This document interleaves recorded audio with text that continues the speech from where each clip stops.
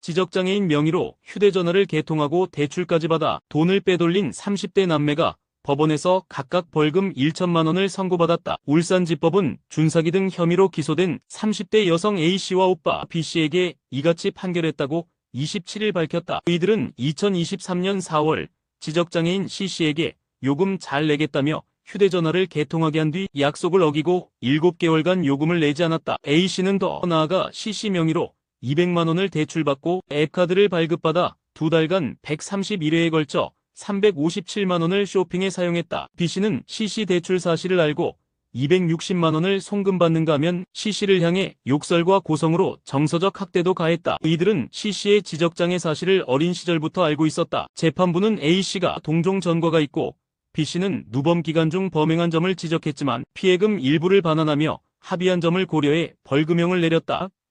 서울중앙지법이 13년 동안 미성년 의붓자에게 중대한 인권 침해를 저지른 의붓아버지 A씨에게 3억 원의 손해배상을 명령했다. A씨는 2008년부터 2020년까지 총 2000여 회에 걸쳐 피해자를 상대로 범죄를 저지른 혐의로 앞서 형사재판에서 징역 23년형을 선고받았다. 피해자는 당시 만 12세였으며 이 일로 인해 심각한 정신적 고통을 겪었다. 피해자의 어머니는 해당 사실을 뒤늦게 알게 된 후 극심한 충격으로 생을 마감한 것으로 전해졌다. 이번 민사소송에서 재판부는 보호자의 책임을 져야 할 위치에서 반복적으로 인권을 침해한 점, 피해자의 고통이 지금도 계속되고 있는 점을 고려했다며 고액 위자료의 필요성을 강조했다. 소송을 대리한 대한법률구조공단 측은 그동안 위자료가 과소하게 책정된 경우가 많았지만 이번 판결은 심각한 인권 침해에 대한 새로운 기준을 제시한 의미 있는 사례라고 밝혔다. A씨는 항소하지 않아 지난 17일 판결이 확정됐다.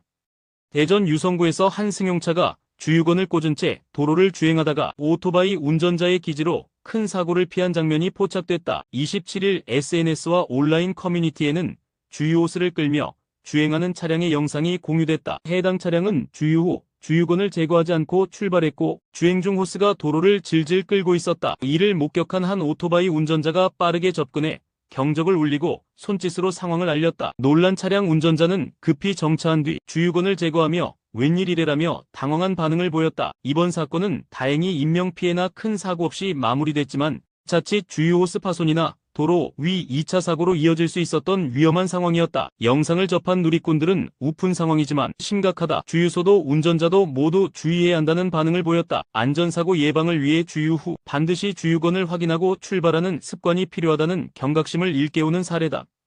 가을 결혼을 앞두고 있던 30대 예비 신부가 진돗개에 물려 전치 3주의 부상을 입고 결혼식을 무기한 연기한 사건이 공분을 사고 있다. 견주의 무성의한 태도가 논란을 더욱 키우고 있다. 사건은 이달 6일 경북 경주의 한 도로에서 발생했다. 카페에서 일하던 피해 여성 A씨는 퇴근 후 귀가 중 길을 건너는 진돗개를 보고 견주 측 요청으로 개를 부르다 갑작스럽게 공격당했다. 진돗개는 A씨 허벅지, 팔 등을 물었고 현장에 있던 예비 신랑이 뛰어들어 제지하면서 가까스로 상황이 종료됐다. A씨는 왼팔 근육 파열 등으로 전치 3주의 진단을 받았으며 현재 정신과 치료와 약물 복용을 병행 중이다. 충격으로 반려견도 시댁에 잠시 맡긴 상황이다. 처음에는 치료비를 부담하겠다던 견주 측은 이후 태도를 바꿔 CT는 과하다, 뼈라도 부러졌냐는 반응을 보였고 피해자의 광견병 접종 여부 요청에도 무대응으로 일관하고 있다. 해당 진돗개는 과거에도 공격 전력이 있었던 것으로 알려졌다.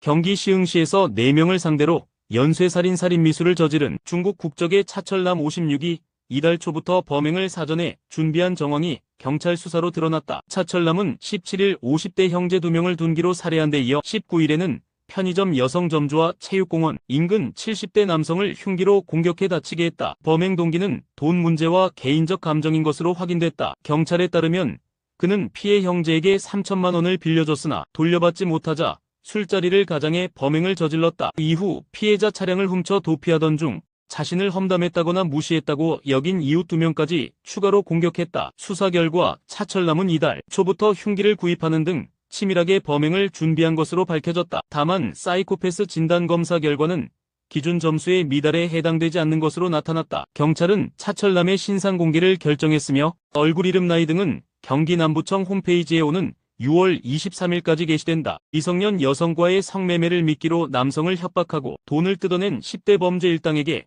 줄줄이 실형이 선고됐다. 광주지법 형사 3단독은 27일 공동공갈 특수절도 등 혐의로 기소된 A군에게 징역 단기 1년 6개월에서 장기 2년을 선고했다. 함께 재판을 받은 B씨는 징역 8개월을, 공범 10대 5명에게도 실형 또는 집행유예가 선고됐다. 이들은 미성년 여성과 숙박업소에 함께 있던 남성에게 성매수 신고를 빌미로 폭행 협박하고 금품과 차량 열쇠를 갈취했다. 또 음주운전 차량을 미행해 경찰 신고를 무기로 돈을 요구하거나 성매매 묵인을 조건으로 협박한 시도도 드러났다. 주범 A군은 차량 절도, 무전취 시 도난카드 사용 등 추가 범죄도 저질렀다. 일부 공범은 소년원에서 조건 만남 앱 범죄 수법을 배운 것으로 조사됐다. 이들은 남성 피해자가 신고를 꺼릴 것을 노리고 범행을 계획했다. 재판부는 A군은 다수 범죄 경력에도 반성 없이 범행을 반복했다며 엄중한 처벌이 불가피하다고 밝혔다. 제주의 자연보호구역인 넋이오름에서 약 1280평 규모의 산림이 굴삭기로 훼손되는 사건이 발생했다. 넋이오름 인근에서 불법 산림 훼손을 한 A씨 60대와 B씨 50대를 각각 산지관리법과 산림자원관리법 위반 혐의로 불구속 송치했다고 밝혔다. A씨는 지난 1월부터 자신의 임야 약 5218평 중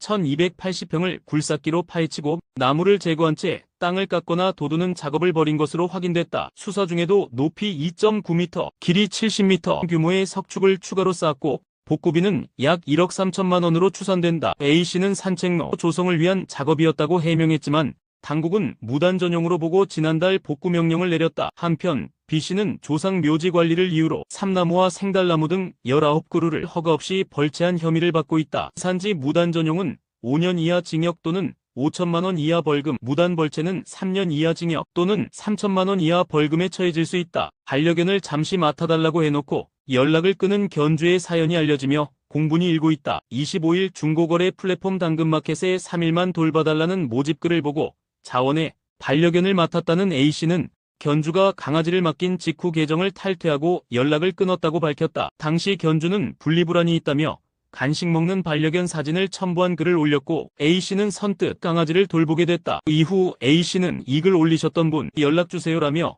캡처한 글과 함께 세계시물을 올려 연락주시면 잘 해결할 수 있다고 호소했다. 이어 1일 2회 문의했더니 고발하면 보호소로 보내야 한다고 한다. 내장집과 CCTV로 추적도 가능하다며 연락 없으면 고발 조치하겠다고 경고했다. 해당 사연의 누리꾼들은 강아지 유기 범죄다. 당근마켓에 이런 일 많다. 주의해야 한다. 동물도 가족이다라며 분노를 표했다. 견주의 행위는 사실상 반려동물 유기에 해당되며 동물보호법상 2년 이하 징역 또는 2천만 원 이하 벌금형을 받을 수 있다. 전 여자친구에게 스토킹과 폭력을 일삼다 형사처벌을 받은 뒤 보복심에 흉기를 휘두른 50대에게 항소심에서 더 무거운 형이 내려졌다. 광주고법 형사 2부는 27일 살인미수 등 혐의로 기소된 A씨 50대에게 1심 징역 6년보다 높은 징역 8년을 선고했다. 위치추적 전자장치 부착 명령은 1심 20년에서 15년으로 다소 줄였다. A씨는 작년 9월 12일 전남 여수에서 과거 연인이었던 B씨에게 흉기를 휘둘러 살해하려다 미수에 그친 혐의로 기소됐다. 범행 당시 B씨는 병원으로 이송됐고 A씨는 병원을 따라가다 우연히 마주친 50대 남성을 폭행하기도 했다. A씨는 이전에도 B씨에 대한 폭력과 스토킹으로 집행유예 판결과 접근금지 명령을 받은 상태였다. 하지만 이 조치를 무시하고 보복성 범행을 감행했다. 항소심 재판부는 생명은 어떤 것과도 바꿀 수 없는 법이기다. 죄책이 매우 무겁고 피해 회복도 충분하지 않다며 검찰의 양형 부당 주장을 받아들였다.